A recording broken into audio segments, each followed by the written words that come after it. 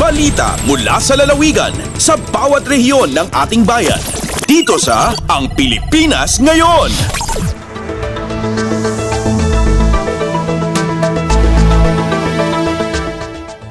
Narito na ang bugso ng ating mga regional news. Dumako muna tayo sa rehiyon ng Luzon.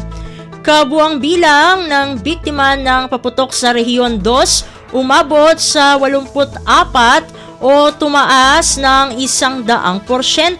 Narito ang buong balita na ihatid sa atin ni April Racho mula sa Tugigaraw. Pakabuklan a 84 wenno sangagasot a porsyento ti panagnato ti kaso ti fireworks related injuries wenno nadangran gapo iti paputok diti rehiyon 2. Manipod daytoy ti celebration ti Pasko aging iti panangpasambay ti Baro Atawan. Iti kaudyan a parang monitor ti Department of Health Region 2 kadagiti kaso idi aldaw ti Sabado Enero a 6 ket awanan ti anyaman pa ana inayon kadagiti nadangran gapo iti paputok. Base ti datos kaadwan kadagiti nalista ng rubi idi Disyembre 16, 2023 ket lalaki ket mayorya ket active users wenno dagiti biktima mismo tinagpaputok. 76 tinakaalat ti blast wenno burn injury without amputation. 10 tinadangran ti matada kabayatan a maysa ti masapol ang maputdan ti ramay. Awan mo tanya manakaso ti firecracker ingestion agraman ti stray bullet injury. Rumrumuar a nasurok gudwa a porsyento dagiti biktima ket nadiskrasya ti paputok akwitis a base iti datos ti Philippine National Police ket sa nakaraman kadagiti maiparit a paputok. Manipud Tugigaraw City dayti ni April sa Lucon Racho para iti Radyo Pilipinas World Service. Balita mula sa lalawigan sa bawat rehiyon ng ating bayan. Dito sa Ang Pilipinas Ngayon.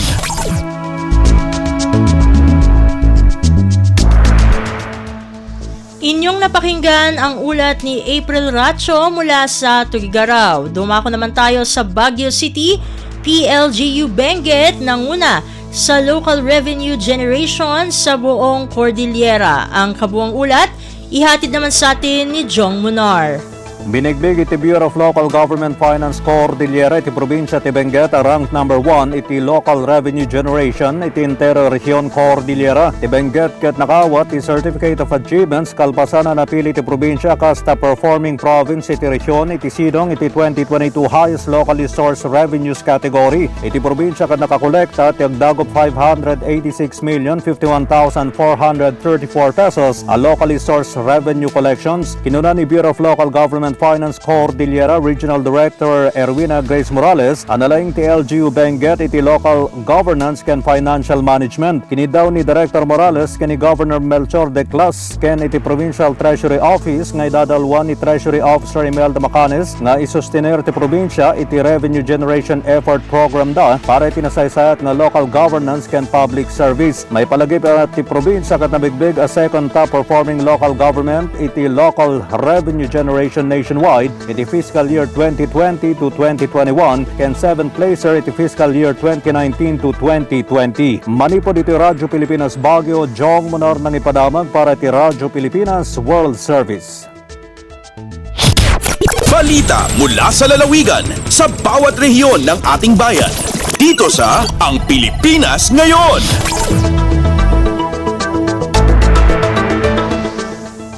Inyong napakinggan ang ulat ni Jong Munar mula sa Baguio City. Pumunta naman tayo sa Virac, Masbate City LGU, agad na nagrasyon ng tubig para sa mga barangay na apektado ng matagalang water supply interruption.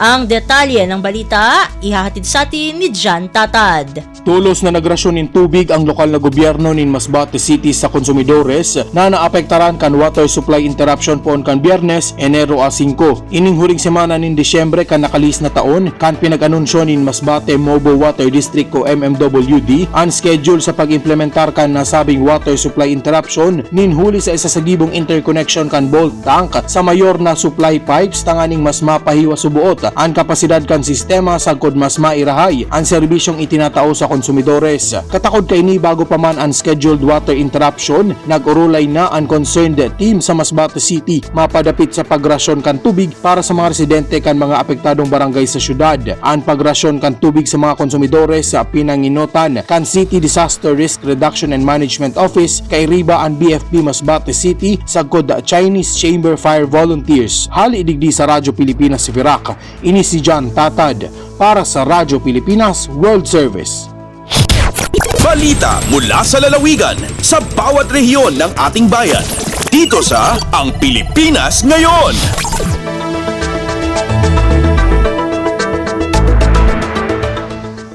Inyong napakinggan ang ulat ni John Tatad mula sa Virac. Dumako naman tayo sa rehiyon ng Kabisayaan, Department of Health o DOH Region 7. Wala nang naitala ng dagdag na kaso sa mga firework-related injuries sa Central Visayas. Pakinggan ang kabuang ulat na ihatid sa atin ni Carmel Matus mula sa Cebu. Wala nang natala kadugang kaso sa mga firework-related injuries sa Department of Health, Central Visayas Center for Health Development, kundi DOH-7. Inibasa usab sa ilang datos niatong weekend Enero 6, 2024. Nagpabilin ang gidaghanon sa kaso sa 81.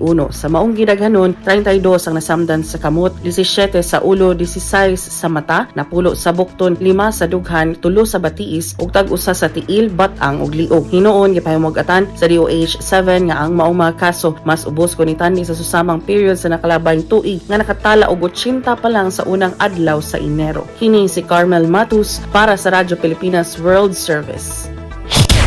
Balita mula sa lalawigan sa bawat rehiyon ng ating bayan. Dito sa Ang Pilipinas Ngayon.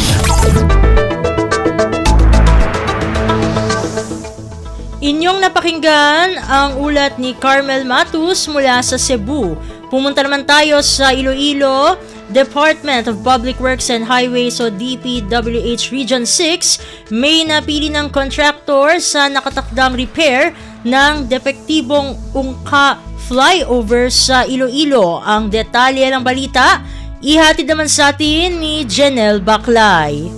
May napili na kontraktor ng Department of Public Works and Highways Region 6 nga magakayo sa depektibo nga ungka flyover sa Iloilo. Suno kay OIC Director Engineer Sunny Boy Oropel, naghalin ang kontraktor sa Davao matapos nga magdaog sa ginpatigayon nga bidding sang ahensya. Ini ang Monolithic Construction and Concrete Products Incorporated nga ginawardan sang proyekto sa 7 ka mga kontraktor nga nag-intra sa bidding, kaupod man ang International Builders Corporation nga una nga kontraktor sang proyekto. Suno sa DPWH, may inisyal na nga 100 million pesos nga pondo para sa rectification sang ungka flyover nga natalana pag-aumpisahan sa Enero. Target ini nga matapos kag mangin fully operational sa maabot nga Agosto karon nga tuig. Gikan sa Iloilo, Janelle Baclay para sa Radyo Pilipinas World Service.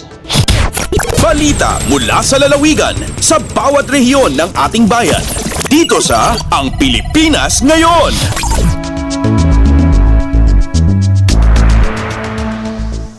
Inyong napakinggan ang ulat ni Janelle Baclay mula sa Iloilo. Dumako naman tayo sa rehiyon ng Mindanao. Transport and Traffic Management Office handa na sa pagpapatupad ng bagong speed limit sa susunod na linggo. Ang kabuang ulat, ihatid sa atin ni Maselda Salya mula sa Davao. Gi-anunsyo sa Davao City Transport and Traffic Management Office o CTTMO nga andam na kini alang sa full implementation sa City Ordinance 0270-23 kon Speed Limit Ordinance of Davao City karong Enero 11 ning tuiga. Matud kang CTTMO Head Junicio Abude, gawa sa mga lugar nga gibutangan og updated speed limit signage sa matag 500 meter stretch sa kalsada ug usab ang pagpadangat og impormasyon og education campaign o labi na sa mga motorista. Gidukar usab og sakto ang mga traffic enforcers, Davao City Police Office Traffic Enforcement Unit ug Land Transportation Office labot sa maong palisiya. Ang bagong ordinansa nagmando sa 80 kph speed limit alang sa mga light vehicles ug 50 kph sa truck nga mag-agi sa Bunawan Lasang, Lacson, Buda ug Carabao Monument sa Turil, Binugaw sa Santa Cruz. 60 kph speed limit alang sa mga major roads sama sa nagikan sa Ulas Crossing ato sa Carabao Monument Way Park, Crossing Panakan Bunawan Crossing ug sa Davao City Coastal Road. 30 kph alang sa tanang feeder minor roads nga nagsumpay sa mga nagunang kadalanan sa syudad. 40 kph limit usab alang sa mga tourist streets, 30 kph sa mga truck samtang 20 kph ang sundon sa tanang public subdivision roads, barangay roads ug school zones. Tungod nini, gipahinumduman ni CTTMO Chief ang mga motorista sa multa nga ipahamtang sa mga makalapas sa mga ordenansa nga karon ana-ana sa 1,000 pesos alang sa first offense, 2,000 pesos sa second offense ug 5,000 pesos third offense. Report gikan dinhi sa Davao City, Marcel Mamondasalya alang sa Radyo Pilipinas Worldwide. Balita mula sa lalawigan sa bawat rehiyon ng ating bayan. Dito sa Ang Pilipinas Ngayon.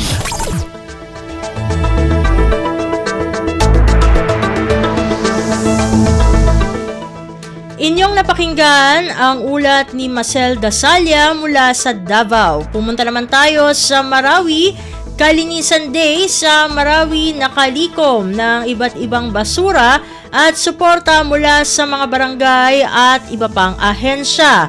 Ang detalye ng balita ihatid sa atin ni Johania Yusof. Niya magugupas o pitibarangan ng mga opisina sa isa Marawi City ag mga barangay local government unit sa Ikokyadoro Gayrangko programa a kalinisan o di nakalingat inisyatiba para sa malinis na bayan apad ko mga programa sa bagong Pilipinas si President Ferdinand Marcos Jr. Sabab si namiyati mo so pitibarangan a basura sa kiap limpyoiran ag paguluan ni ron mga barangay officials si iko mga karsada ag umadar pairan. Suporta pa na ya si Proclamation number 341 o di na sa National Community Development Day ayad na antapron na suka papa magugupa kudi kap limpiwe ko mga darpa nagukap siya pa ko maliblibta. Giya si Johania Yusof puon sa Marawi para sa Radyo Pilipinas World Service. Balita mula sa lalawigan sa bawat rehiyon ng ating bayan. Dito sa Ang Pilipinas Ngayon.